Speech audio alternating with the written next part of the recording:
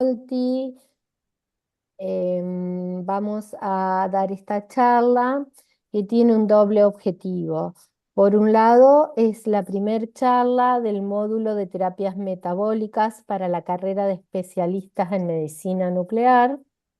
Y por ese motivo a todos les pido, los alumnos de la carrera, que una vez que termine la charla, la doctora Cecilia, se queden o se conecten, mejor dicho, a el Meet de la carrera de especialistas, porque ahí vamos a charlar de algunas otras cosas. Y por otro lado, les quiero contar que la doctora Cecilia Carreras es una súper especialista en medicina nuclear. Ella vive en Ciudad de México, es la jefa de medicina nuclear del Hospital Ángeles Lomas. Es muy buena amiga mía. Además, compartimos en nuestra participación en WORM, que es la World Association of Radiopharmaceutical and Metabolic Therapy. Eh, Ella también participa, como yo, es embajadora de Oncidium. También tenemos en común a Mm. ICPO. Así que nos vamos encontrando en todos los eventos científicos de estas entidades por el mundo. La invité a Cecilia porque es muy didáctica y como realmente creo que la charla de ella es muy productiva, decidimos unir la clase de la carrera de especialistas y hacerla abierta a todos aquellos que quisieran escuchar la actualización que ella nos va a contar, primero una parte general más eh, de introducción y después ella está en tema de lo último que hay en terapias metabólicas de tumores neuroendocrinos. Eh, un gran y profundo agradecimiento, amiga, por tu participación en esto y bueno, te dejo a cargo de la charla. Muchas gracias. Al contrario, yo soy la que está profundamente agradecida por este espacio y sobre todo por la amistad que tenemos ya desde hace unos años, Mariela, y con muchas personas de Argentina, muchos médicos nucleares. Hemos hecho un gran equipo, creo yo, entre México y Argentina. Hemos aprendido muchísimo mutuamente, ¿no? Cada oportunidad en la que nos hemos encontrado ha sido una oportunidad de crecimiento y aprendizaje para ambos países, para los especialistas de ambos países, y es maravilloso que con esta tecnología podamos estar cada día más cerca, y qué maravilla que tú, Mariela, como representante, y toda la Asociación Argentina de Biología y Medicina Nuclear, pues tengan estas iniciativas. Muchas gracias. Y pues sin más, empecemos con el tema porque es un tema largo. Espero hacerlo muy ameno. Voy a poner muchas imágenes. Eh, Ustedes van a notar en mi voz que hago mucho énfasis con la misma voz. A veces van a oír que alzo mucho, que bajo mucho. Espero que no pongan muy altos sus micrófonos para que no los vaya a lastimar, pero es para jalar la atención. Entonces, sin más, vamos a avanzar con el tema de los tumores neuroendocrinos, que es un tema que, como ya les platicó Mariela, ha marcado mucho mi carrera en medicina nuclear y me ha apasionado mucho. De hecho, el motivo por el cual yo entré a medicina nuclear fue por un paciente que ahora sé que tuvo un tumor neuroendocrino. En aquel entonces no existían los métodos de diagnóstico que tenemos hoy, y la jefa del servicio en el hospital en donde yo trabajaba estaba segura que este paciente tenía un tumor porque tenía claros manifestaciones, pero el paciente falleció y nunca pudimos demostrar en dónde estaba el tumor. Y hasta hoy, siempre que hablo de tumores neuroendocrinos, me acuerdo de él y pienso, ¿qué hubiera sido este señor si hubieran tenido esta enfermedad hoy en 2026 y no en 2006 como fue su caso? Y bueno, pues los tumores neuroendocrinos son una enfermedad que es muy difícil de diagnosticar, como ya mencioné, Es un grupo heterogéneo de tumores que van a producir diferentes tipos de moléculas. Aquí vienen enunciados algunos como neuropéptidos, neuromoduladores o neurotransmisores. En realidad se consideraba una enfermedad rara y esta consideración de enfermedad rara es por la baja incidencia que tiene de aproximadamente 10 a 35 casos por cada 100,000 habitantes. Sin embargo, la incidencia de estos tumores ha ido incrementando con el paso del tiempo. Y la ventaja que tienen es que como son de crecimiento lento, la prevalencia va a ser muy alta. Si nosotros comparamos la incidencia general de los tumores neuroendocrinos con otro tipo de neoplasias malignas, con sus debidas proporciones, el tumor neuroendocrino ha ido incrementando en la frecuencia, en la incidencia y en la prevalencia cuando lo comparamos con el resto de los tumores. Obviamente las escalas son diferentes. Para el resto de los tumores estamos hablando en el orden de los 100,000 y en los tumores neuroendocrinos en el orden de los 10,000. Pero eso lo único que nos muestra es cómo, a pesar de que los métodos de diagnóstico van mejorando a la par, tanto para los neuroendocrinos y los no neuroendocrinos, realmente en donde se ha notado más esta precisión en la detección de la enfermedad es en los tumores neuroendocrinos. Afortunadamente, como se ve en esta gráfica, la mayor parte de los pacientes que se diagnostican están con enfermedad localizada y no con enfermedad a distancia. La curva roja es la que marca la enfermedad localizada y la curva verde de acá abajo es la que marca la enfermedad a distancia. Entonces, afortunadamente, la mayor parte de los casos se detectan cuando está en enfermedad localizada, que eso es muy bueno para el pronóstico. Por otro lado, también el grado de la enfermedad que vamos a ver en la siguiente diapositiva es muy importante para el pronóstico y como vemos en esta curva que es como turquesa, también la incidencia de los tumores grado 1 es la más alta. Entonces eso es muy bueno para el pronóstico de nuestros pacientes.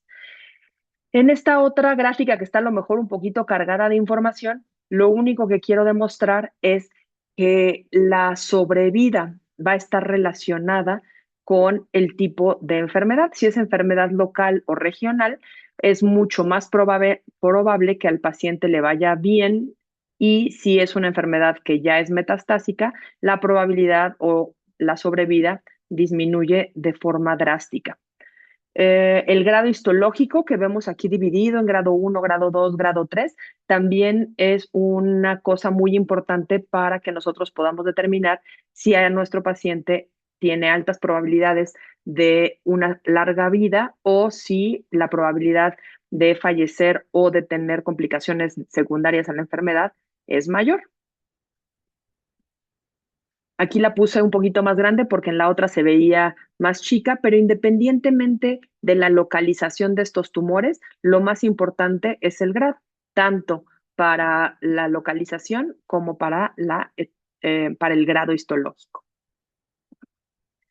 Este es un dato que a mí me marcó mucho en NANETS del año pasado, en la conferencia de tumores neuroendocrinos de Norteamérica que se llevó a cabo en Austin en el 2025. Un médico canadiense hizo esta observación basado en una investigación que hizo en un hospital en Canadá. Y lo que él reportaba era que en promedio, no máximo, en promedio, un paciente para poder ser diagnosticado con un tumor neuroendocrino necesitaba 18 visitas al médico. 18 visitas al médico y 2 años para poder tener el diagnóstico. Esto es realmente preocupante porque habla de del poco conocimiento que tenemos algunos especialistas de este padecimiento. Y como ya mencionamos, la oportunidad en el diagnóstico es lo que nos va a dar la mejor oportunidad para que el paciente viva una vida larga y plena.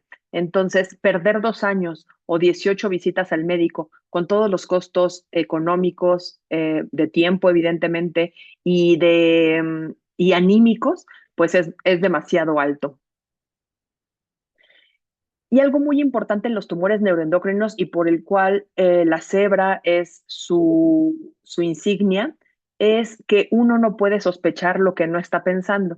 Y muchas veces nosotros tenemos todos los datos que nos están gritando, aquí está pasando un tumor neuroendocrino y realmente nosotros seguimos pensando que es un caballo porque suena como caballo, galopa como caballo, se escucha como caballo y en realidad estos tumores son cebras y no caballos. Entonces, si no los tenemos en la mente, si no pensamos que el caballo puede no solo ser un caballo, sino también puede ser una cebra, difícilmente vamos a pensar en ellos. Y por eso la importancia de nosotros como médicos nucleares estar insistiendo mucho en este tipo de padecimientos, porque al final nosotros somos los que tenemos la mejor herramienta diagnóstica para poder no solo diagnosticarlos, sino también etapificarlos, o sea, decir en qué localización y si tiene o no tiene metástasis y si estas metástasis en dónde están y con esto poder adecuar el mejor tratamiento para nuestros pacientes.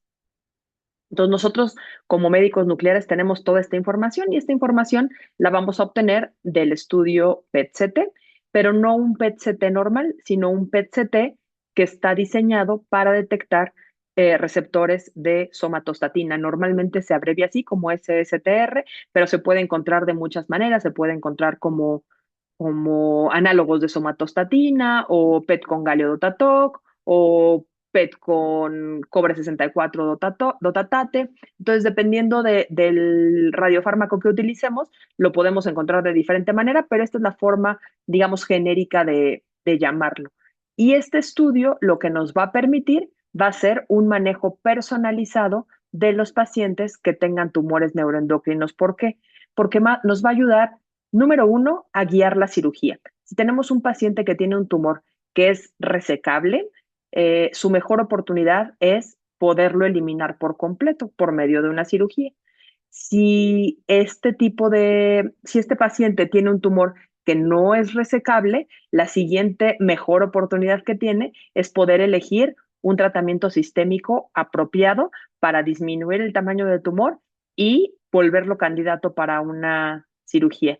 Y en el tercer caso, si no es candidato ni para una cirugía y ni siquiera con el tratamiento sistémico, pues entonces por lo menos tratar de reducir la carga tumoral para aumentar la probabilidad de una sobrevida larga. Los tumores neuroendocrinos tienen un gran problema y es que hasta en el 15% de los pacientes, incluso con adecuados métodos de diagnóstico, podemos nunca encontrar el primario. Y si nosotros no encontramos el primario, la probabilidad de cura de este paciente disminuye de forma significativa porque ya mencionamos que la mejor oportunidad que tienen estos pacientes con tumores neuroendocrinos es resecar el tumor primario y si tuviera metástasis, las metástasis ya sean ganglionares o en algún órgano. El siguiente problema que tenemos es lo que expresó el médico canadiense Nanetz el año pasado. Hay tanto retraso en el diagnóstico de estos pacientes que hasta el 60% de estos tumores se van a encontrar en etapa avanzada. La sobrevida viene aquí un promedio de 33 meses, aunque ya mencionamos que esta sobrevida va a ser directamente proporcional al momento del diagnóstico. Si se encuentra temprano, será una mejor sobrevida. Si se encuentra de forma tardía o una enfermedad avanzada o de alto grado, pues la sobrevida será menor. Y lo que hemos mencionado ya en las diapositivas anteriores, la incidencia. Este incremento en la incidencia de 60% y de 700% en los tumores neuroendocrinos gastroenteropancreáticos menores a 2 centímetros, de lo que nos habla es que estamos siendo más precisos y más acertados al momento de hacer diagnóstico con nuestros estudios, que ya mencionamos que la medicina nuclear es el estudio de elección para poder determinar la etapa clínica de este tipo de padecimientos. Y les dejo esta pequeña revisión que se hizo en Bad Berka hace algunos años y la dejo porque me parece muy relevante recordar que antes nosotros pensábamos que los tumores neuroendocrinos se comportaban de cierta forma. Y a partir de que empezamos a hacer estudios de PET-CT con galio 68 de Dotatoc, fue que nos empezamos a dar cuenta que en realidad podría haber metástasis que antes se catalogaban como raras, como pueden ver en este pequeño artículo, pero poco a poco hemos ido viendo que en realidad estas metástasis raras no son tan raras como se pensaba. Y esto, nuevamente, gracias al uso del estudio PET-CT. ¿Y en qué cambió? Cambió en esto básicamente, en la resolución espacial de lo que teníamos con la resolución espacial de lo que tenemos ahora. Entonces, en un paciente que tiene oportunidad de hacerse un estudio con PET, siempre debería ser la elección.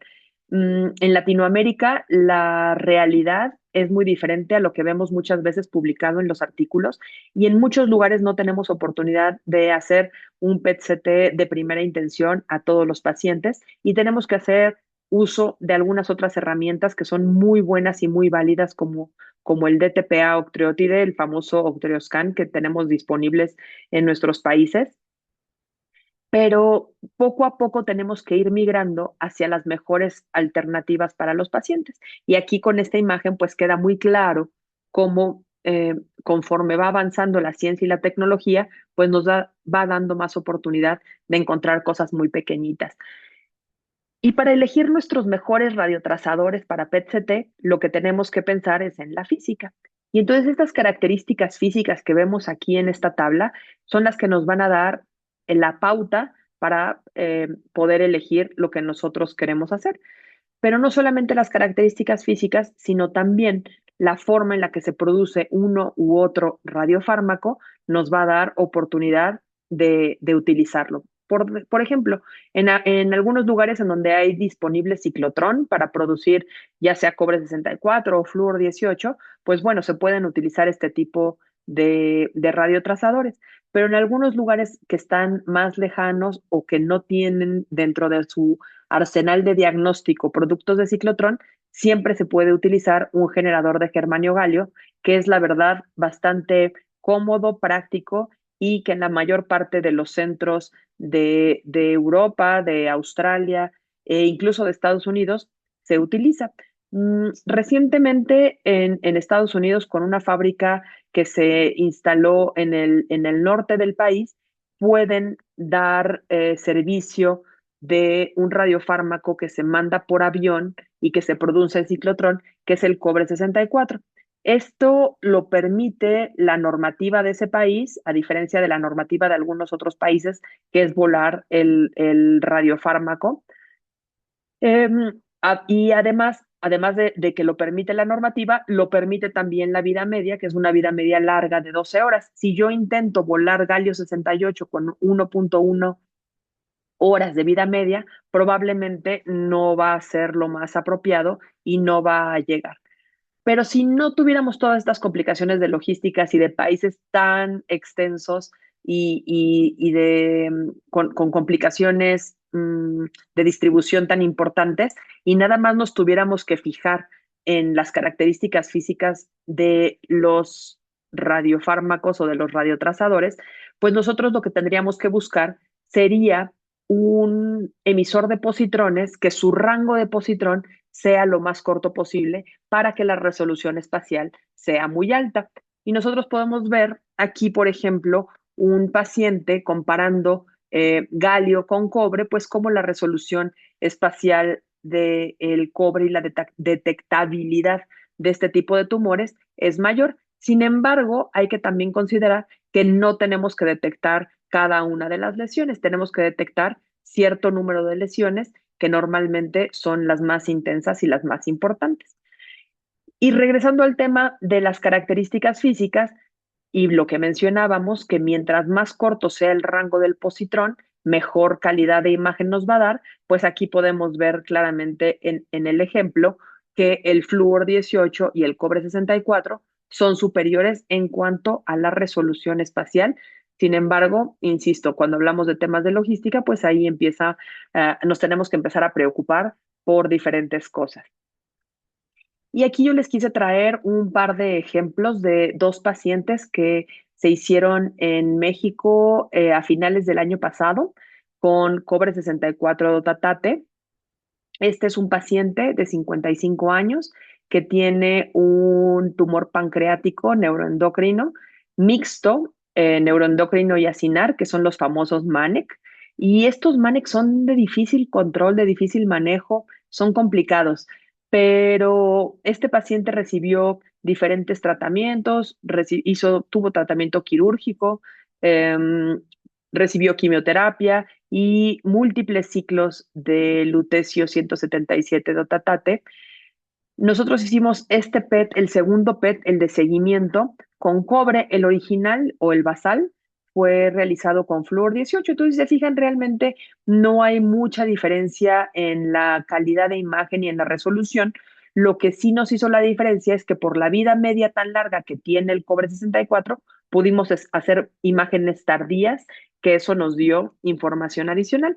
Aquí el círculo rojo nada más lo puse como referencia porque muchas veces a simple vista es difícil determinar si ese tumor disminuyó de tamaño o no disminuyó, o si tiene mayor concentración o no. Y entonces con este circulito rojo nos podemos ayudar a ver la disminución tan importante que tuvo este paciente.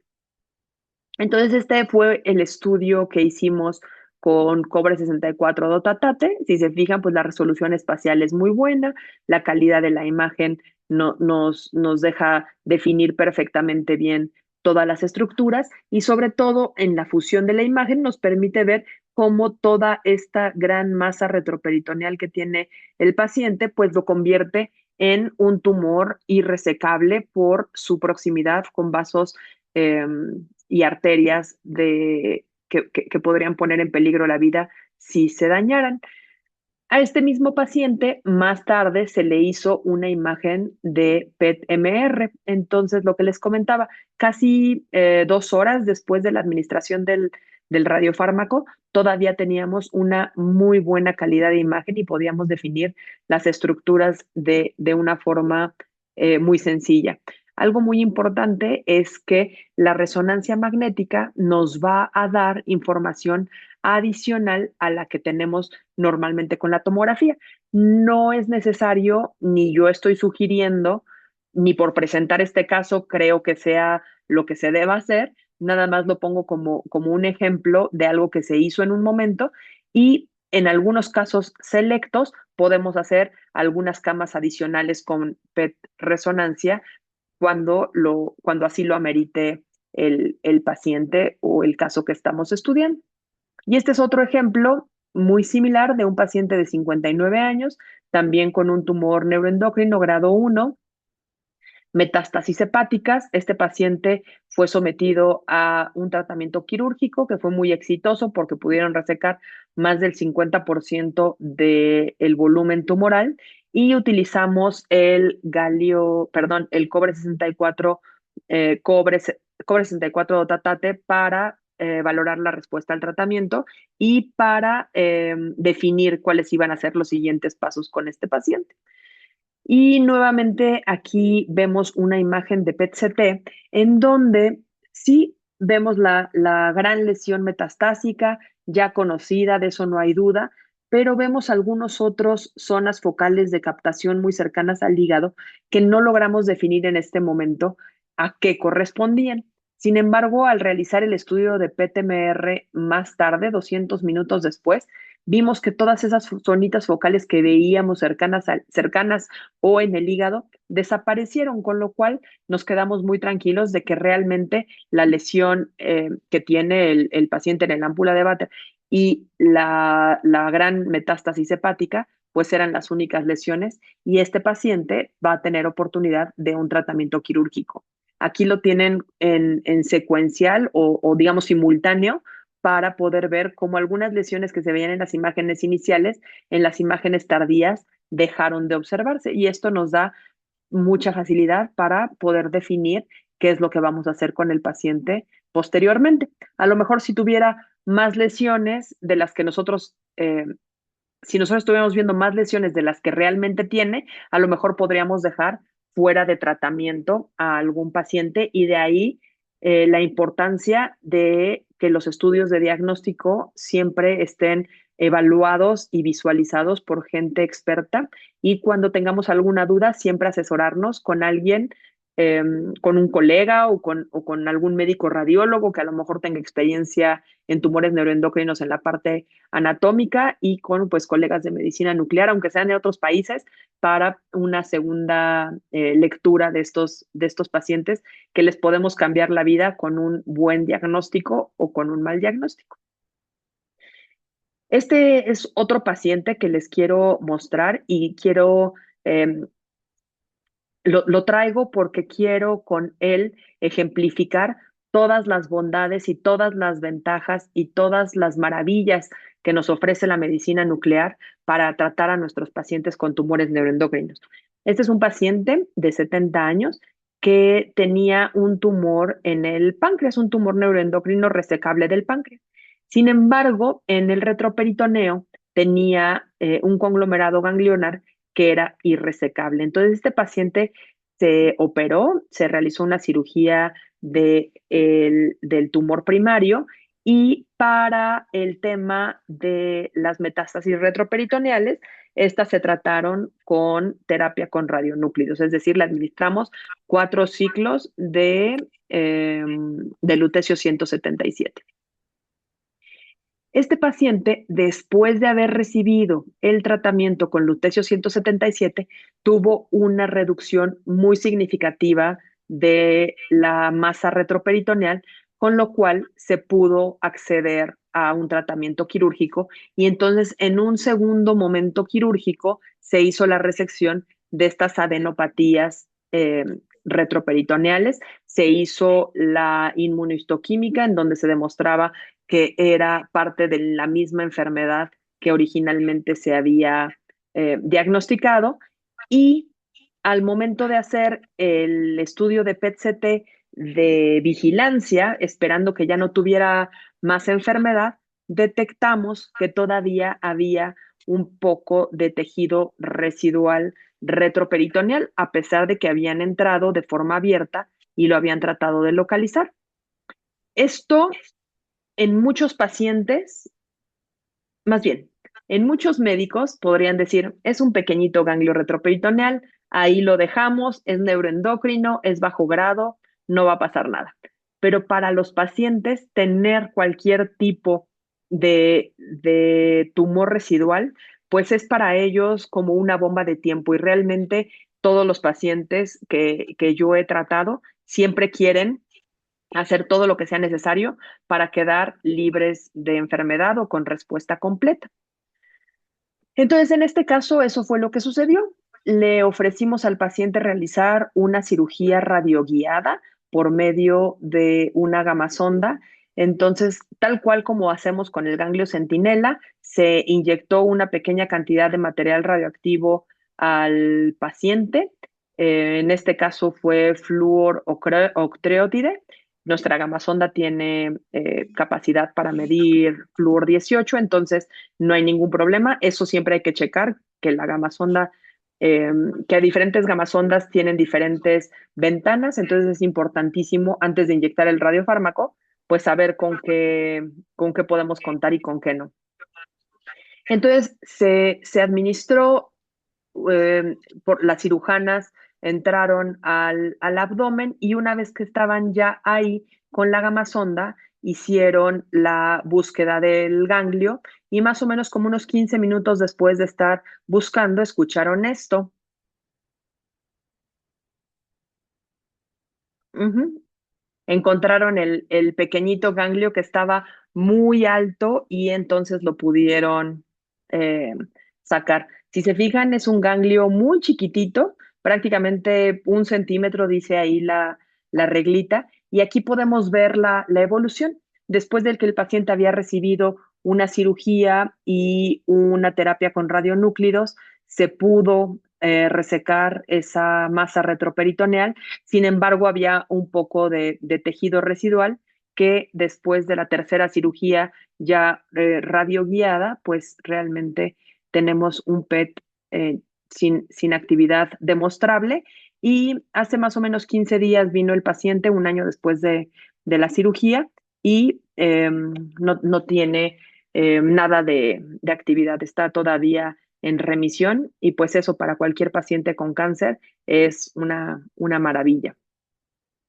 Ahora, adentrándonos un poco en el tema de diagnóstico, nosotros como médicos nucleares tenemos mucha experiencia en el tema de diagnóstico porque no es algo nuevo, es algo que nosotros venimos haciendo desde el siglo pasado, desde la década de los 40, cuando Saúl Hertz empezó a tratar con yodo radioactivo pacientes con hipertiroidismo. Posteriormente se utilizó también para el cáncer y pues es básicamente el mismo yodo radioactivo que seguimos usando hasta la fecha para padecimientos de tiroides. Y no solamente es eso, sino que aquí podemos ver en esta publicación que el primer paciente que fue tratado en Alemania con PRRT fue en 1997 con nitrio 90 Dotatoc. Eso quiere decir que tenemos ya muchísimos años tratando tumores neuroendocrinos con material radioactivo. Entonces, muchas veces cuando estamos en las sesiones de tumores multidisciplinarias, en los tumor boards o incluso platicando con algunos colegas de oncología, demuestran un poco de miedo, un poco de inseguridad y muchas veces dicen es que es una terapia muy nueva y bueno, pues aquí podemos ver que de nuevo no tiene nada, ¿no? Ya tiene muchos años que lo hacemos. Entonces ya hablamos de la parte del diagnóstico, que nosotros podemos utilizar diferentes tipos de radiofármacos, de radionúclidos, podemos utilizar emisores gamma, como sería el indio 111, o podemos utilizar tecnesio 99 metestable, en algunos casos también unido con el octreotide, o podemos usar emisores de positrones para hacer estudios de PET-CT, como ya lo vimos, galio 68, flúor 18, cobre 64, y esa va a ser la parte del diagnóstico de la palabra diagnóstico. Aquí siempre me gusta hacer una intervención al respecto de la G o de la no G del diagnóstico. Realmente hay publicaciones que lo ponen con G, que lo ponen sin G. Yo creo que no vale la pena ni siquiera enfrascarnos en la discusión de si la lleva o no la lleva, nada más saber que existen las dos formas y que ambas son correctas. Y la otra parte de la palabra diagnóstico, pues es la parte de terapia, en donde con una misma molécula que ya hicimos el diagnóstico y cambiando la fuente de emisión radioactiva, podemos administrar también una terapia. Entonces, ¿cómo funciona? Nosotros tenemos en la membrana celular unos receptores, en el caso de tumores neuroendocrinos, los receptores de somatostatina.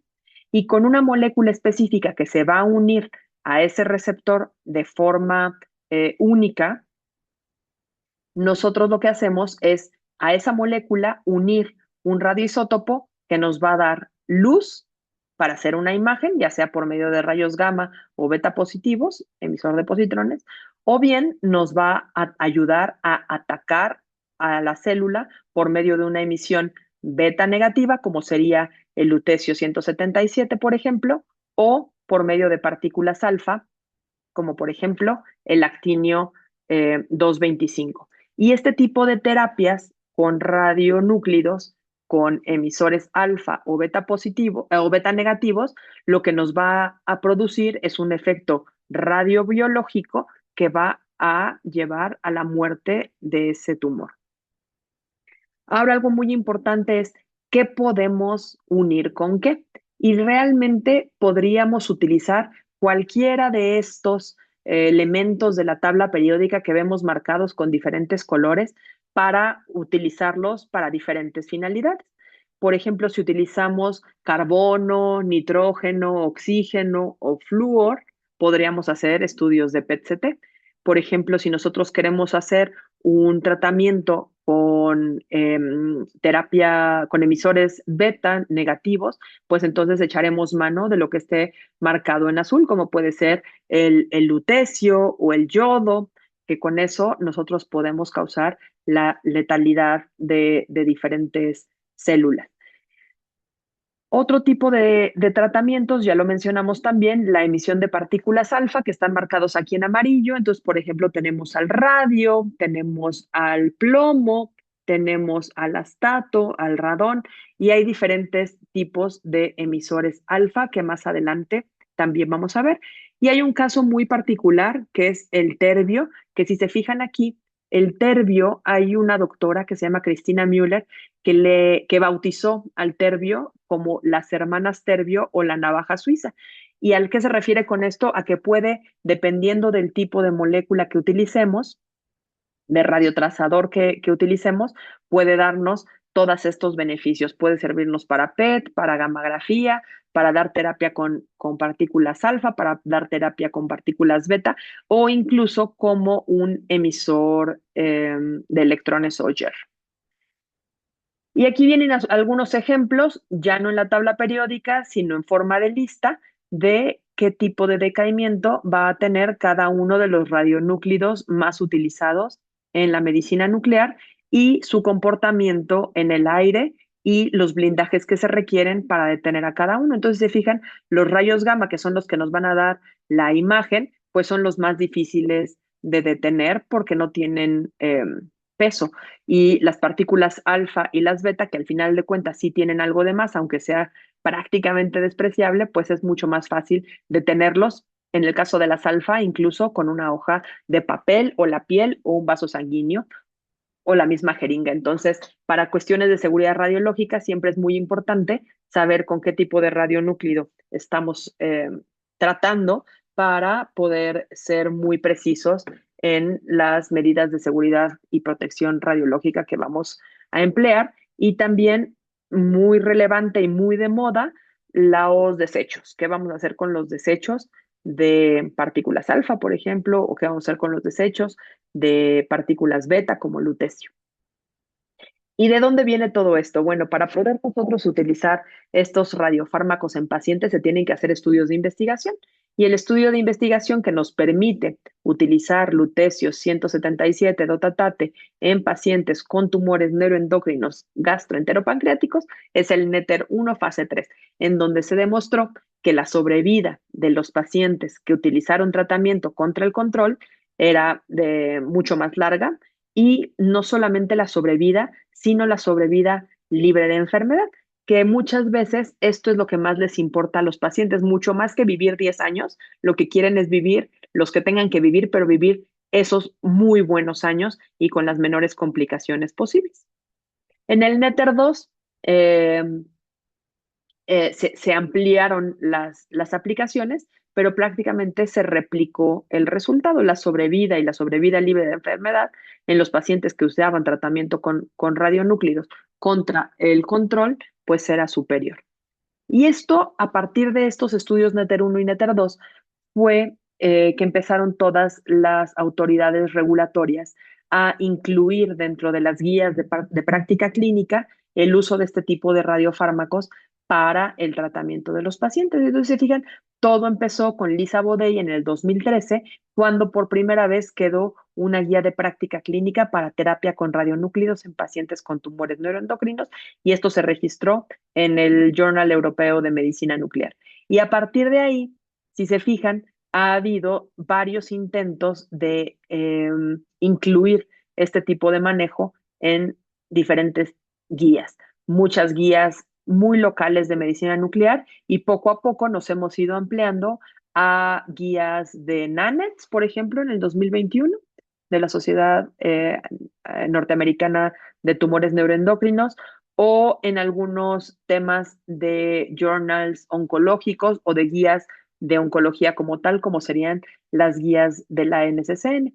Y muy importante, pues las aprobaciones por las autoridades regulatorias como serían la EMA en Europa o la FDA en Estados Unidos, que pues eso nos da mucho material para poder hacer las autorizaciones y las aprobaciones para el uso de estos medicamentos en nuestros propios países. Ahora, lo más importante es a qué pacientes vamos a tratar, porque muchas veces nosotros tenemos un paciente que tiene los síntomas, que a lo mejor está progresando, que tiene los recursos o que tiene un seguro que lo cubre y nos pide el tratamiento con lutecio. Pero nosotros tenemos que ser muy prudentes y elegir realmente muy bien y con mucha precaución a qué pacientes podemos beneficiar y a qué pacientes no. Y para poder seleccionar, hace algunos años en Radiographics salió esta definición de diferenciación y agresividad de los tumores neuroendocrinos, entre otras cosas que vienen en este paper, pero en el tema de hoy que nos compete, los tumores neuroendocrinos, mientras mejor diferenciados estén, mayor concentración de galio dotatate van a tener, y eso lo que va a significar va a ser una mayor sobreexpresión de receptores de somatostatina. Y como nuestro tratamiento se basa en mandar una molécula radiactiva con, eh, con una molécula que lo transporte hacia el receptor de somatostatina, entonces mientras más sea la afinidad o mientras mayor sea la captación de estas moléculas, la probabilidad de que haya una adecuada respuesta también va a ser mayor. Si nosotros tenemos un caso como el de arriba, en donde la captación y la relación blanco-fondo de nuestras lesiones es muy alta, eso nos habla de una adecuada diferenciación, o sea que estamos hablando de un tumor seguramente de bajo grado y bien diferenciado, que a su vez nos traduce una menor agresividad y un mejor pronóstico, que si se lo damos, por ejemplo, al paciente de abajo, en donde vemos que ya este paciente ya no tiene tantos receptores de somatostatina, está tendiendo a la desdiferenciación, y eso lo vamos a comprobar con un PET con FDG, que es el PET está del lado derecho, en donde vemos que muchas de esas lesiones ya no están sobreexpresando receptores de somatostatina, sino por el contrario, están sobreexpresando receptores GLUT, que esto nos habla de una mayor agresividad y una mayor desdiferenciación. Estos pacientes, si bien pueden ser candidatos, son menos ideales que los pacientes que tienen una adecuada diferenciación y mucha expresión. Y después nos preguntamos o empezamos a preguntarnos, después de tratar a muchos pacientes y ver una gran heterogeneidad en la respuesta, ¿de qué depende la respuesta? Y inicialmente nosotros nos basábamos en esta escala de Krenning, en donde veíamos que dependiendo de lo que captara el tumor y si lo comparábamos con el hígado o con el vaso, pues mientras mayor fuera la captación, mayor sería la dosis que íbamos a depositar en los tejidos, es decir, más Grace por gramo de tejido cuando diéramos un tratamiento, y con esto teóricamente traduciríamos una mejor respuesta. Pero resulta que conforme van avanzando las investigaciones, nos damos cuenta que no necesariamente una mayor captación traduce una mejor respuesta. Y Lisa Bodey pone en Alemania, en un congreso, pone este ejemplo en donde ella dice, tengo estos 3 pacientes con tumores neuroendocrinos, grado 2, grado 3. Los 3 tienen FDG negativo, lo cual habla de que están bien diferenciados. Y los 3 tienen una escala de Krenning grado 4, ¿no? O sea, una suficiente captación que teóricamente deberían responder muy bien. Sin embargo, después de tratarlos pasa esto. Uno progresa, uno es estable y uno tiene una adecuada respuesta. Y entonces empiezan a investigar de qué depende, y se dan cuenta que no solamente depende de la captación, sino también de la radiosensibilidad. Y ven que hay tumores que a 10 Grays responden muy bien, y hay tumores que con 340 Grays apenas empiezan a responder, y algunos que de hecho ni siquiera con dosis absorbidas muy altas logran una respuesta ni siquiera parcial, y lo vamos a ver más adelante con algunos casos que les voy a presentar. Y entonces la doctora Lisa Bodey y su equipo proponen el uso de la genómica y estudios como NetTest y PPQ. Estos estudios lo que nos dan va a ser la detección de 51 marcadores de tumor neuroendocrino por medio de una biopsia líquida, con una excelente sensibilidad y especificidad, una certeza muy alta, reproducible, y que además, si le agregamos algunos otros genes, como estos que se muestran aquí, podemos también predecir la captación o el SV Max.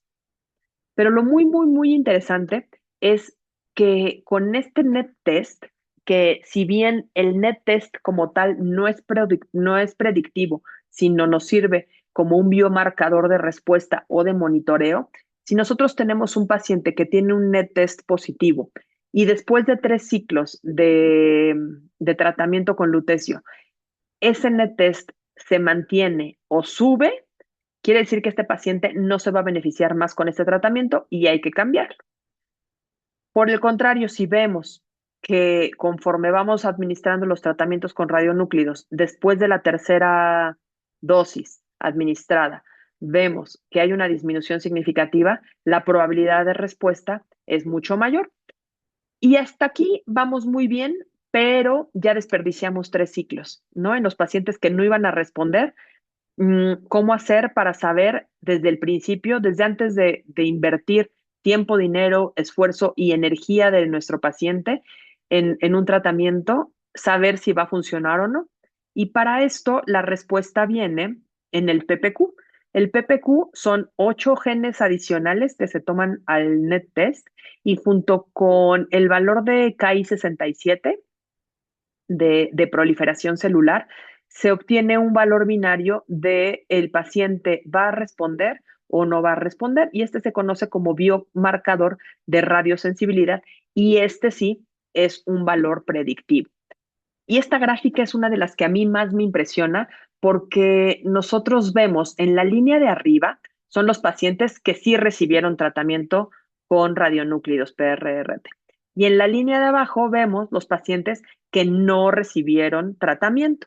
Si se fijan, los que están marcados con la línea azul son los que recibieron tratamiento, pero que el PPQ era positivo. O sea, que el PPQ nos dijo que sí iban a responder y realmente respondieron. Y los PPQ negativos prácticamente tuvieron la misma sobrevida que si no hubieran recibido el tratamiento. Entonces, aquí es un claro ejemplo muy importante que fue un estudio multicéntrico en centros de alta concentración con gente sumamente experta los que hicieron esta evaluación.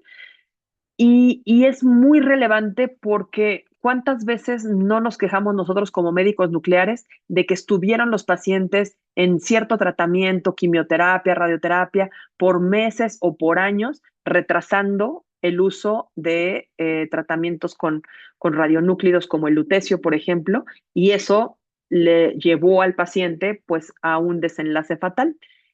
Y el caso con el lutecio es el mismo. Si nosotros recibimos un paciente que de primera intención quiere ser tratado con lutecio, se puede hacer porque la guía y la normativa, la FDA lo permite. Sin embargo, si nosotros vemos que con este tipo de tratamientos no está respondiendo o si con un PPQ, los que tengan acceso, podemos definir que este paciente no se va a beneficiar, pues lo ideal sería mandarlo desde un inicio a un tratamiento que sea más apropiado para este paciente. Y con esto nos vamos cada día más acercando a este sueño que han tenido muchos médicos nucleares que nos precedieron de una verdadera medicina nuclear personalizada y de tratar a cada paciente con lo ideal y con la dosis justa de radiación para atacar el tumor sin atacar a las células sanas o sin toxicidad. Y otro intento por reducir la toxicidad, también relacionado con la genómica, es este biomarcador de seguridad que se llama RADTOX, que nos da también con una certeza muy alta si el paciente va a presentar toxicidad o no a diferentes tipos de tratamientos, entre ellos el tratamiento con radionúclidos. Ahora, aterrizando mucho el tema del tratamiento de los tumores neuroendocrinos, nos vamos a ir a las indicaciones muy precisas de este tipo de terapias. Entonces, el paciente debe tener un diagnóstico de tumor neuroendocrino para ser un candidato y debe cumplir con estas características o este tipo de padecimientos. Sobre todo, el que más se ha investigado por su frecuencia es el gastroenteropancreático. Y aquí me quiero detener un momentito porque hay dos cuestiones muy importantes. La primera, una de las indicaciones más claras y por la que más número de pacientes nos llegan es por la progresión de la enfermedad. Ya le hicimos todo, sigue progresando, mándenlo a medicina nuclear. Pero ojo aquí, no es necesario que el paciente esté progresando para ser candidato a tratamiento con lutecio. De hecho, lo ideal sería que nosotros pudiéramos tratar a los pacientes antes de la progresión. Eso sí, muy importante que tenga enfermedad no progresiva en 2 o más órganos. Normalmente cuando es una enfermedad localizada, lo ideal es el tratamiento con cirugía. Y hay algunas otras cuestiones, ¿no? Como síntomas incontrolables y lo que ya mencionamos, enfermedad irresecable. Los criterios de selección no me voy a detener mucho porque realmente esto lo pueden leer en cualquiera de los artículos. Aquí vienen algunos mencionados. No quiero hacer como mucha pausa, pero es muy importante apegarnos a estos criterios de selección y sobre todo tener en nuestros hospitales conformados los equipos multidisciplinarios. El Karnofsky y el ECOG, la expectativa de vida, son cosas muy importantes que a veces en el momento no los tomamos en cuenta y sí nos van a hablar de un pronóstico y de un desenlace de los pacientes muy preciso.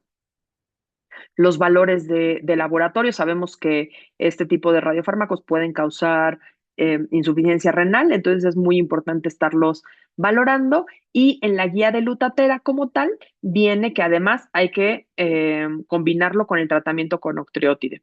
Es el único lugar en donde viene, como en la guía como tal de Lutatera, pero bueno, para tenerlo considerado.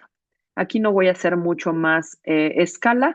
Los efectos secundarios es un tema muy relevante porque casi todas las guías mencionan 3 o 4 efectos secundarios, un poco de náusea, un poco de cansancio, algún paciente tendrá diarrea, pero no profundizamos bastante.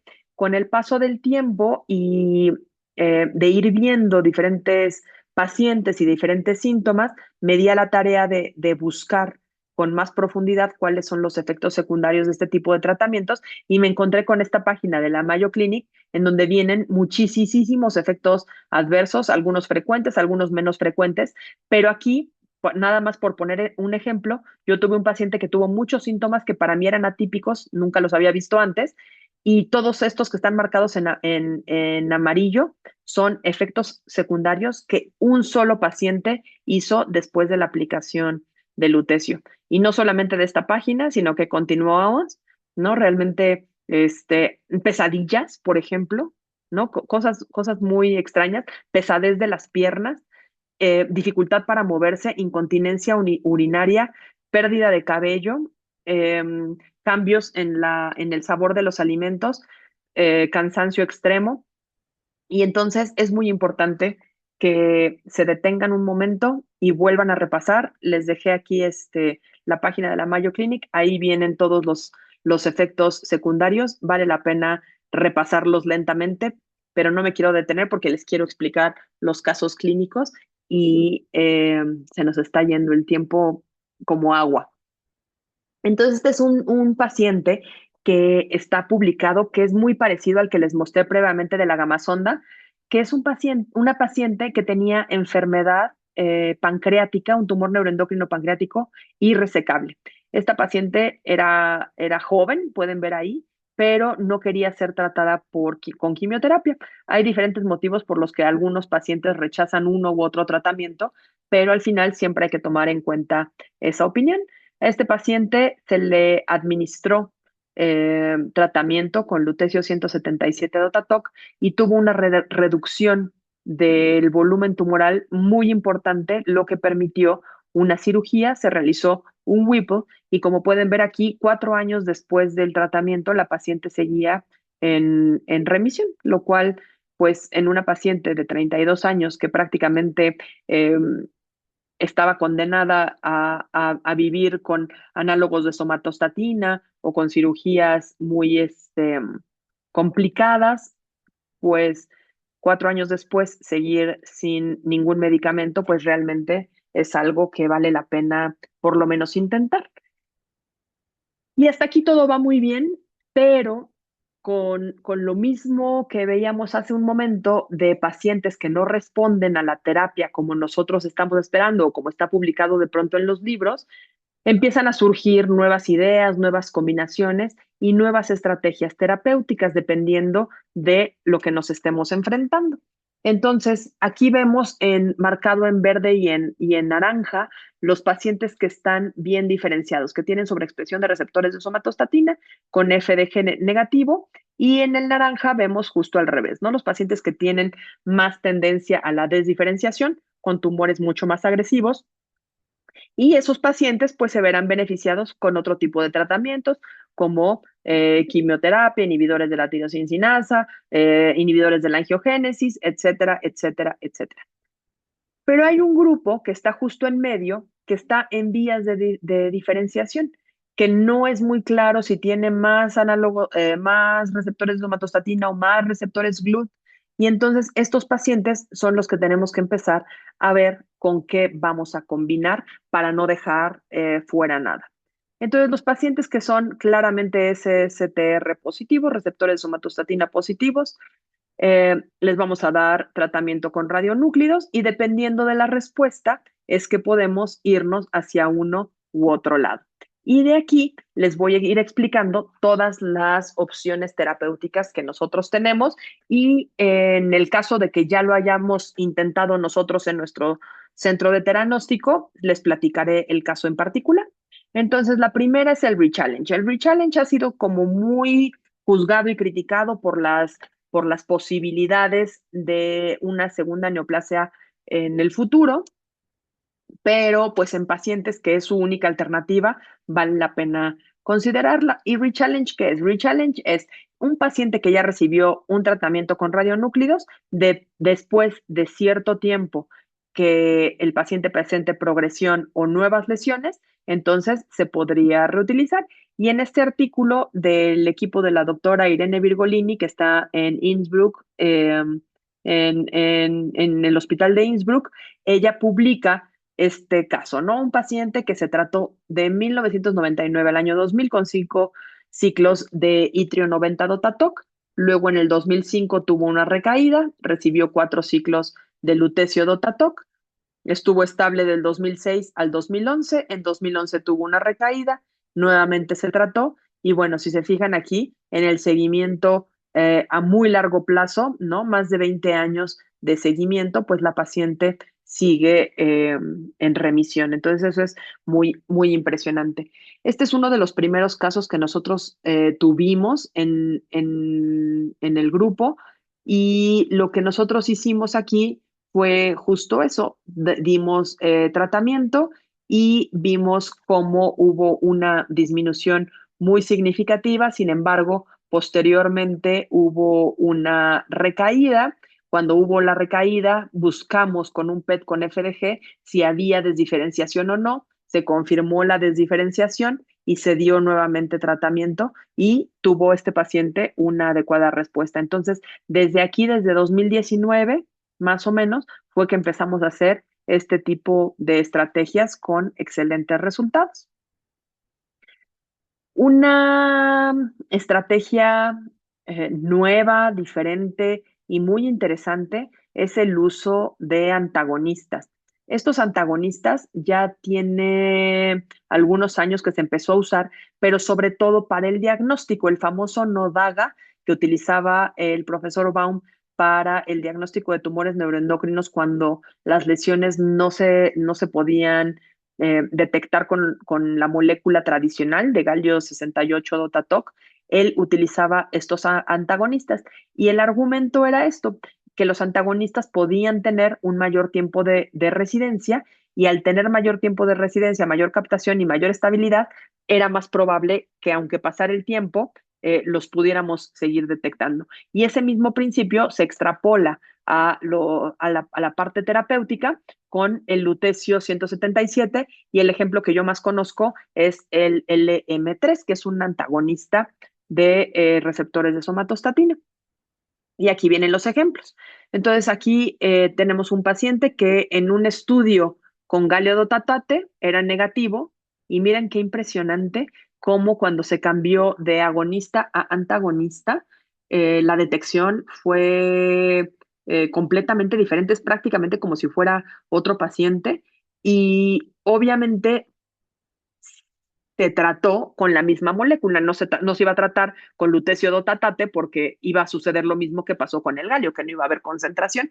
Y al ponerlo con un antagonista, si se fijan, pues la respuesta después de 2 ciclos fue muy buena, se vuelve a escanear, hay respuesta parcial y se decide administrar otros 2 ciclos, con lo que vemos una muy buena respuesta. No podríamos decir a lo mejor completa, pero una respuesta bastante impresionante al compararlo con el basal. Y este es un ejemplo de nuestro centro. Es un paciente de 80 años con un tumor neuroendocrino de páncreas del 2007. Fíjense bien esa fecha porque estamos en 2026. Este paciente está por cumplir 20 años con su tumor neuroendocrino, lo cual me lleva a recordar y a recordarles que los tumores neuroendocrinos no son una carrera contra el tiempo. Al contrario, los tumores neuroendocrinos es como correr un maratón. Entonces hay que ir con mucha calma porque no solamente es la toxicidad de los medicamentos, la progresión de la enfermedad, sino también el desgaste anímico de los pacientes y la toxicidad financiera, que es muy, muy, muy importante en este tipo de padecimientos. Entonces, fíjense, en el 2007 le diagnosticaron, fue tratado con cirugía, una resección únicamente del tumor, luego tuvo una progresión. A este paciente se trató quirúrgicamente nuevamente con un Whipple y con resección de adherencias e inició sandostatina. En el 2021 presenta progresión e inició tratamiento con diferentes medicamentos, everolimus, temozolomida, quimioterapia, y a pesar de estos tratamientos progresó. Después de esta progresión fue que se indicó el tratamiento con radionúclidos de 2022 a 2024, que lo pueden ver aquí en la primera tabla de la extrema izquierda. Y se fijan, hubo una disminución muy significativa de prácticamente el 50% de volumen y el TLA, que es multiplicar el SV promedio con el volumen, hubo una disminución de 84%. Entonces es una muy buena respuesta para un paciente que tiene una enfermedad muy avanzada y de muchos años y multitratada. Entonces, una respuesta bastante espectacular. Este paciente permaneció estable prácticamente 2 años hasta el 2026, en donde con un PET se detectó una progresión importante, incluso si se fijan en huesos y adenopatías, y realmente pues ya se veía de forma muy importante la progresión desde las imágenes.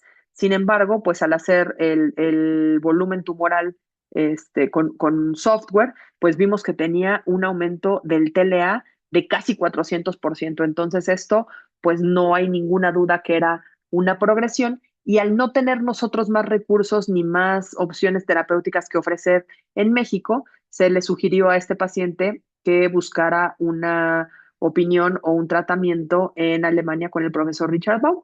Y se fijan aquí, lo que él ofreció fue esta terapia tándem en donde combinó dos radionúclidos, que fue actinio 225 y lutecio 177, un alfa y un beta negativo, eh, y con una molécula antagonista para tratar de llegar a todos los sitios a donde no habíamos podido llegar antes con el lutecio Dotatoc. Se fijan aquí, ya recibió 2 ciclos y pues la respuesta, estos son rastros postterapéuticos, no son PETs, pero en realidad podemos ver desde aquí, desde los rastros postterapéuticos, cómo ha tenido una excelente respuesta. Ojo, aquí nada más un disclaimer, esta lesión en el fémur distal fue tratada con radioterapia externa, ¿no? Que fue la que respondió pues prácticamente al 100%. Otras estrategias de terapéuticas son estos radiofármacos que no están basados en receptores de somatostatina, ¿no? Como el más famoso que tenemos de estos es la bombecina y el FAPI. Y con estos radiofármacos también se puede hacer algo de terapia. De esto no tengo muchos casos ni mucha experiencia, más bien nula experiencia y no tengo muchos casos que mostrarles, pero este es un caso que mostró el profesor Baum en Cape Town recientemente, hace unos cuantos años. Y bueno, pues justamente lo que hacía era eso, ¿no? Tratar a los pacientes con otro tipo de moléculas, otro tipo de transportadores y respetando un poco los radionúclidos a los que estamos acostumbrados, lutecio y trioactinio. Otra cosa que se puede cambiar u otra estrategia es utilizar diferentes modalidades de radionúclidos, no solamente el típico lutecio 177 o el litrio 90, sino empezar a utilizar emisores alfa y los famosos electrones Oyer. Y también hace algunos años enseñaron estas imágenes muy impresionantes que eran de los primeros casos en humanos tratados con plomo 212-dotamtate. Este es un agonista, el dotamtate, muy similar al dotatate. Y si se fijan aquí, lo que modifica el pronóstico o la respuesta, pues es la transferencia lineal de energía que nos dan los alfas. Entonces, es realmente muy impresionante ver de dos ciclos o de dos inyecciones, como lo marcan aquí, pues la respuesta casi completa y después de dos inyecciones más, pues una respuesta total con un follow-up de 11 meses en donde el paciente permanecía en remisión. Y algo también relevante que quiero mencionar es el tipo de pacientes, que era un carcinoide bronquial, que son de los más complicaditos de tratar y que seguramente por eso lo eligieron para el protocolo, porque no era candidato para otro tipo de terapias. Y aquí les dejo esta tabla en donde los que producen el plomo dicen que el plomo 212 es el radiofármaco terapéutico ideal. Yo no sé si sea el ideal. Aquí vienen las características de unos y otros. Creo que vale la pena revisarlos a detalle y dependiendo de lo que nosotros queramos hacer, si la enfermedad es voluminosa, si nos interesa el fuego cruzado, si nos interesa una transferencia lineal de energía, pues ir haciendo nuestras estrategias terapéuticas. Y aquí les pongo esta imagen que nos ayuda a, a entender por qué dependiendo del padecimiento o de la extensión de la enfermedad, los diferentes tipos de radiación nos van a ayudar mucho más. Entonces, por ejemplo, aquí lo que mencionábamos del terbio es los pacientes que sean tratados con electrones Oyer, pues realmente la probabilidad de destruir la doble cadena de DNA es muy alta, con lo cual la letalidad de este tipo de tratamientos aumenta de forma muy significativa, igual que cuando se trata con partículas alfa. Si se fijan aquí, cada uno de los asterisquitos es un golpe que le da a la doble cadena de DNA el radionúclido y la probabilidad de dañar pues es mucho mayor que a lo mejor el beta. Pero el beta tiene la ventaja de poder atacar a lugares más distantes y por medio del fuego cruzado también ejercer un efecto terapéutico significativo. Otras vías de administración, por ejemplo, administración intraarterial de este tipo de radiofármacos para enfermedad hepática, los pacientes se pueden beneficiar o incluso el tratamiento de embolización con microesferas, que no voy a tocar en esta plática. Y algo que les quiero compartir, que ha funcionado muy bien, que probablemente todavía no aparece en ninguna guía, pero ya hay muchos artículos relacionados, son las combinaciones de radionúclidos con quimioterapia, con radiosensibilizadores y entre ellos como combo, dúo o tándem.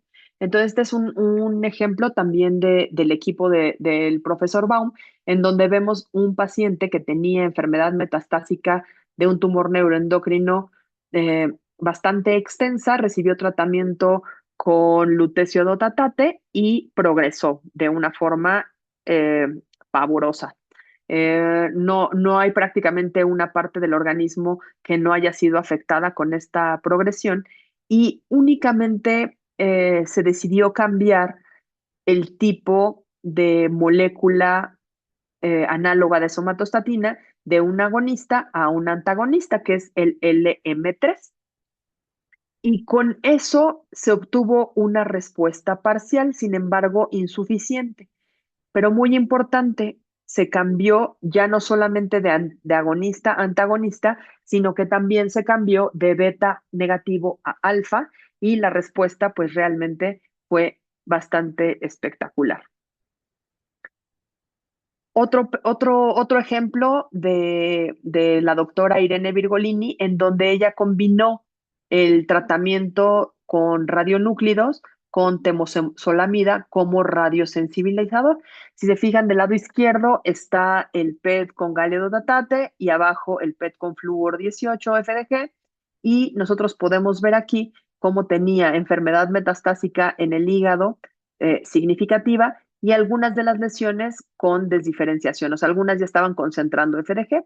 Y es muy impresionante ver que después del tratamiento más temozolomida, no solamente respondió el tumor o la parte del tumor que estaba bien diferenciado, sino que también respondió la parte del tumor desdiferenciado. Entonces, estos pacientes que nosotros pensábamos que a lo mejor no eran buenos candidatos porque ya tenían concentración de FDG, resulta que si los combinamos con temozolomida puede ser una muy buena alternativa. Y eso hicimos nosotros también en el hospital. Aquí tenemos un paciente es el mismo paciente que les mostré del cobre 64, es este paciente que tenía un MANEC, o sea, un tumor pancreático neuroendocrino mixto a acinar neuroendocrino. Y este paciente, si se fijan aquí, tenía un tumor muy importante retroperitoneal con metástasis hepáticas que concentraba galio 68, perdón, flúor 18 octreotide y también tenía sobreexpresión de receptores GLUT, o sea, tenía tanto receptores de somatostatina como receptores GLUT, lo cual nos hablaba de un tumor que estaba comportando de forma agresiva y que estaba en vías de desdiferenciación. A este paciente nosotros lo tratamos con 4 ciclos de lutecio y si se fijan, esta fue la respuesta. De tener un volumen tumoral de 370, pasó a 297, una disminución de volumen de 19%. Realmente no es nada significativo. Y el TLA de 4.443 a 4.239, una disminución de 4.5%. Igual, nada significativo. Y en un paciente que tenía tanto tejido eh, en vías de desdiferenciación con tanta concentración de FDG, nos hizo pensar que probablemente se podría beneficiar con un radiosensibilizador y fue lo que hicimos. Y entonces dimos 4 ciclos más, o sea, rechallenge, pero combinado con temozolomida y si se fijan, la respuesta es espectacular. El volumen disminuyó con los mismos 4 ciclos 74% y el TLA 93%. Este es un antes y un después de flúor 18 octreotato, o sea, de los análogos de somatostatina, de los receptores de somatostatina en los tumores. Y si se fijan, pues la respuesta en PET-CT también es concordante con lo que vimos en los rastreos postterapéuticos.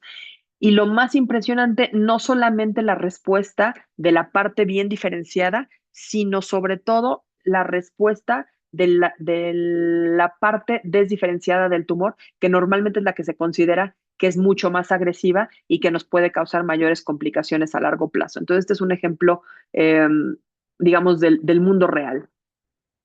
Y para terminar, quiero dejar estas gráficas que a lo mejor algunos ya las han visto en diferentes foros, no son mías, son del presidente de la Fundación Oncidium, de Richard Zimmerman.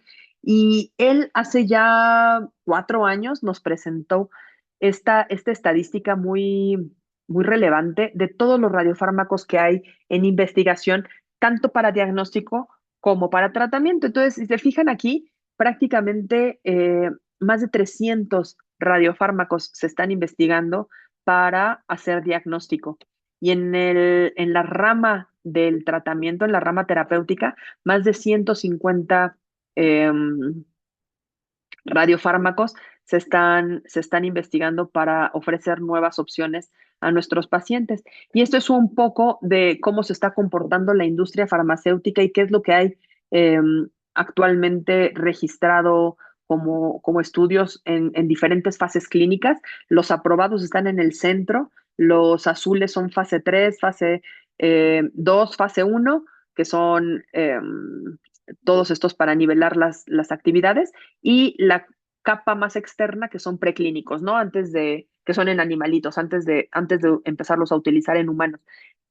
Y esta gráfica es como un claro ejemplo de lo que nos espera en medicina nuclear y por qué es tan importante que nos sigamos preparando, sobre todo en el área de diagnóstico, ¿no? Que es lo que nosotros hemos venido haciendo a lo largo del tiempo, pero sobre todo en el área de tratamiento, en el tema del teranóstico, se espera un crecimiento del mercado que ya viene desde más o menos el 2014 que inició con la aprobación del Radio 223, ha venido creciendo exponencialmente y pues todavía se espera que por lo menos una década más siga en crecimiento continuo.